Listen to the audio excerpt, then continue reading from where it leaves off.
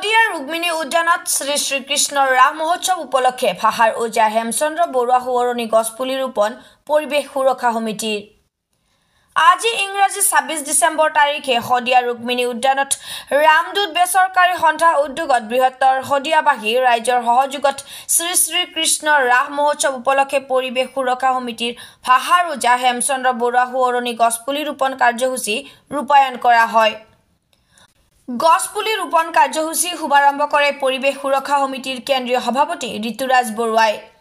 গছপুলি ৰোপণ কাৰ্যসূচী শুভাৰম্ভ কৰি কেন্দ্ৰীয় সভাপতি ঋতুৰাজ বৰুৱাই সমগ্ৰ অসমত আয়োজন কৰা ৰাস মহোৎসৱ সমিতিসমূহৰ বিষয়ববীয়াসকলক পৰিৱেশ প্ৰদূষণ নিয়ন্ত্ৰণৰ বিষয়টো গুৰুত্ব সহকাৰে লৈ গছপুলি ৰোপণ আৰু প্ৰতিপালনৰ ব্যৱস্থা কৰিবৰ বাবে আহ্বান জনায়। সন্ধিয়া শ্ৰী শ্ৰীকৃষ্ণৰ মহাৰাস লীলা নাটখনি মঞ্চ উদ্বোধন কৰিব শদিয়া বিধানসভা সমষ্টিৰ বিধায়ক বলিন চেতিয়াই। আজিৰ গছপুলি ৰোপণ কাৰ্যসূচীত উপস্থিত থাকে শ্ৰী শ্ৰীকৃষ্ণৰ ৰাস মহোৎসৱ উদযাপন সমিতিৰ সভাপতি প্ৰশান্ত বৰা, উদযাপন সমিতিৰ মুখ্য সম্পাদক অভিজিত গগৈ, টাই আহোম যুৱ পৰিষদ শদিয়া মহকুমা সভাপতি ৰজনী বৰগোহাঁই, পৰিৱেশ সুৰক্ষা সমিতিৰ কেন্দ্ৰীয় কাৰ্যকৰী সভাপতি দিগন্ত ভট্ট, জিলা সভাপতি জীৱন দত্ত, জিলা উপসভাপতি বিচিত্ৰ ৰঞ্জন বৰঠাকুৰ, জিলা সম্পাদক ফটিক মৰাণ, ৰাস উদযাপন সমিতিৰ কোষাধ্যক্ষ উৎপল দত্ত, ৰামদূত বেচৰকাৰী সন্থাৰ সদস্য নমিতা শইকীয়া উপস্থিত থাকে। সন্ধিয়াৰ কাৰ্যসূচী পৰিচালনা কৰিব ৰাস উদযাপন সমিতিৰ কাৰ্যকৰী সভাপতি ধন দত্তই। শদিয়াবাসী ৰাইজৰ সহযোগত আমি শদিয়াত পোনপ্ৰথমবাৰৰ বাবে শ্ৰী শ্ৰীকৃষ্ণৰ ৰাস যাত্ৰা উদযাপন কৰিবলৈ লৈছিলোঁ আৰু তাৰে আজি প্ৰথম কাৰ্যসূচী আমি আৰম্ভ কৰিবলৈ লৈছোঁ। প্ৰথম দিনাৰ প্ৰথম কাৰ্যসূচীটো আছিলে আমাৰ বৃক্ষৰোপণ কাৰ্যসূচী আৰু বৃক্ষৰোপণ কাৰ্যসূচীভাগ আগবঢ়াই নিবৰ কাৰণে আমাৰ অতিকৈ সকলোৱে মৰমৰ ঋতুৰাজ বৰুৱাদেৱ আমাৰ মাজতে আছে। ঋতুৰাজ বৰুৱাদেৱক আমাৰ কাৰ্যসূচীভাগ আগবঢ়াই নিবৰ কাৰণে ঋতুৰাজ দেৱক লগতে তেখেতৰ সহযোগীসকলৰ লগতে চিনাকি কৰি আমাৰ কৃতাৰ্থ কৰে যেন। হয়, আমাৰ বৰ্তমান সময়ত ৰাসৰ মহোৎসৱ গোটেই অসমতে সকলোৱে পালন কৰিছে আৰু তাৰ মাজতে আমাক এটা অতি গুৰুত্বপূৰ্ণ দায়িত্ব তেখেতলোকে প্ৰদান কৰিছে যে বৰ্তমান সময়ত পৰিৱেশ প্ৰদূষণৰ বিষয়টো তেওঁলোকে গুৰুত্ব সহকাৰে লৈ তেওঁলোকে গছপুলি ৰোপণৰ দৰে এটা গুৰুত্বপূৰ্ণ দায়িত্ব পালনৰ কাৰণে আমাৰ পৰিৱেশ সুৰক্ষা সমিতিক তেখেতলোকে দায়িত্ব অৰ্পণ কৰিছে। গতিকে তেখেতলোকক ধন্যবাদ জ্ঞাপন কৰিছোঁ আৰু এই কাৰ্যসূচীত আমি তিনিচুকীয়াৰ পৰা আমাৰ পৰিৱেশ সুৰক্ষা সমিতিৰ কাৰ্যকৰী সভাপতি দিগন্ত ভট্ট ডাঙৰীয়া আছে। আজি আমি ৰামদূত বেচৰকাৰী সংস্থাৰ উদ্যোগত আজি শ্ৰী শ্ৰীকৃষ্ণৰ ৰাস যাত্ৰা উদযাপন কৰিবলৈ লৈছিলোঁ আৰু তাৰে আজি প্ৰথম দিনা প্ৰথম কাৰ্যসূচী আমাৰ বৃক্ষৰোপণ কাৰ্যসূচী আছিলে। বৃক্ষৰোপণ কাৰ্যসূচী ইতিমধ্যে সুকলমে সম্পন্ন হৈছে। কিন্তু আজি বৃক্ষৰোপণ কাৰ্যসূচীত মই এটা কথা খুব গৌৰৱ কৰি ভাল পাম, খুব অহংকাৰ কৰি ভাল পাম বুলি কৈছোঁ। এনেকুৱা ধৰণৰ যে বৃক্ষৰোপণ কাৰ্যসূচীত আমাৰ মাজত আছে কেন্দ্ৰীয় সমিতি পৰিৱেশ সুৰক্ষা সমিতিৰ সভাপতি ঋতুৰাজ বৰুৱাদেৱ। বিভিন্ন দল সংগঠনে বৃক্ষৰোপণৰ কাৰ্যসূচীবিলাক হাতত লয়। বহু দল সংগঠনে বৃক্ষৰোপণ কাৰ্যসূচী প্ৰায় দেখা যায়, বহুতে কৰে, শ বৃক্ষৰোপণ কৰে। কিন্তু দুৰ্ভাগ্য যে আমাৰ বৃক্ষৰোপণ কাৰ্যসূচী সম্পন্ন হোৱাৰ পিছত বৃক্ষজোপাৰ কি হৈছে তাৰ চোৱা চিতা কৰা কোনো ব্যৱস্থা নাইকিয়া।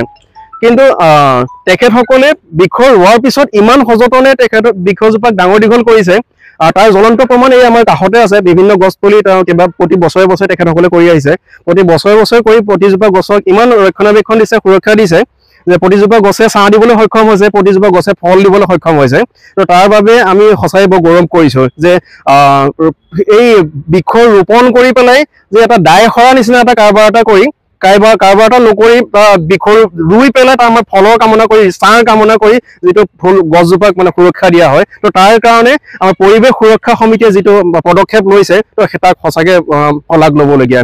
আজি আমি ৰামদূত বেচৰকাৰী সংস্থাইও তেখেতক আমি কাষতে পাই পেলাই সঁচাই বৰ ধন্য মানিছোঁ। তাতোকৈ ডাঙৰ কথা যে আমাৰ শদিয়াত আমাৰ প্ৰথমবাৰৰ কাৰণে আমি ৰাস উদযাপন কৰিবলৈ লৈছোঁ। এইখিনিতে আৰু এটা কথা আপোনালোকক জনাবলৈ পাই আমি ভাল পাম যে শদিয়াত পোনপ্ৰথমবাৰৰ কাৰণে ৰাস উদযাপন কৰা হৈছে।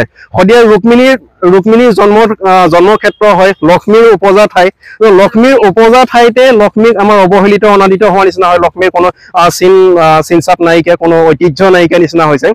আজি য'ত ৰামৰ জন্ম ক্ষেত্ৰত আজি যেনেদৰে চৰকাৰে গুৰুত্ব দি পেলাই তাত অযোধ্যা নিৰ্মাণ কৰি এটা দিনত 4 কোটি টকালৈকে দান পাত্ৰৰ পৰা উপাৰ্জন কৰিবলৈ সক্ষম হৈছে পৰ্যটনৰ এটা কেনেকুৱা এটা সুন্দৰ ঠাইলৈ পৰিণত হৈছে কিন্তু আমাৰ শদিয়াখনত চৰকাৰে কিয় ইমান অৱহেলিত অনাদিত হৈছে মই এই কথাটো বুজা নাই তো আমি ৰামদূত বেচৰকাৰী সংস্থাই আমি উদ্যোগ লৈছিলোঁ যে আমি পোনপ্ৰথমে ৰাসখন আমি ইয়াত সুকলমে সম্পন্ন কৰোঁ ৰাসখন আমি উদযাপন কৰোঁ তাৰ কাৰণে কেৱল মাজুলীয়ে নহয় যদিওবা আমি মাজুলীয়ে দায়িত্বটো লৈছে কিন্তু মাজুলীয়েও শদিয়া ক্ষমা কৰিব যোৰহাট শিৱসাগৰ দেৰগাঁও ডিগবৈ দুলীয়াজান বিভিন্ন ঠাইৰ পৰা কলা কৌশলীসকলক লৈ পেলাই তেওঁলোকে ৰাসখন এটা সুন্দৰ এটা সেটআপ এটা প্ৰস্তুত কৰিছে আৰু সেই ৰাসখন পোনপ্ৰথমে আজি শদিয়াত প্ৰায় 5000 বছৰ পিছত শ্ৰীকৃষ্ণৰ জন্ম যে